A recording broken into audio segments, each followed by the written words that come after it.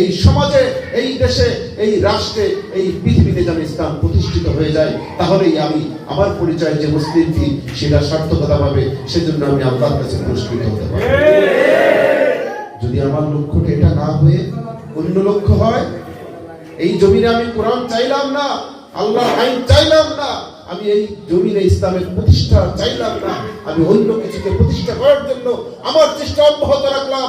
হতে পারে আপনি দুনিয়ায় লাভবান হবেন, টাকার মালিক হবেন, বাড়ি গাড়ির মালিক হবেন, সমাজে প্রভাবশালী হবেন, ক্ষমতাধর হবেন, আপনাকে সবাই সম্মান শ্রদ্ধা করে সালাম করবে, এটা হতে পারে। কিন্তু অবশ্যই অবশ্যই আপনি আল্লাহর প্রিয় পাত্র হয়ে দুনিয়া থেকে বিদায় নিতে পারবেন।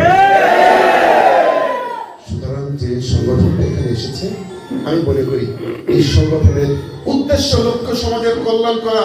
সমাজের কল্যাণ সব থেকে করতে পারে আল্লাহ রাসূলের বিধানের পথেই, কোরআনের বিধানের পথেই এবং ইসলামের বিধানের পথে।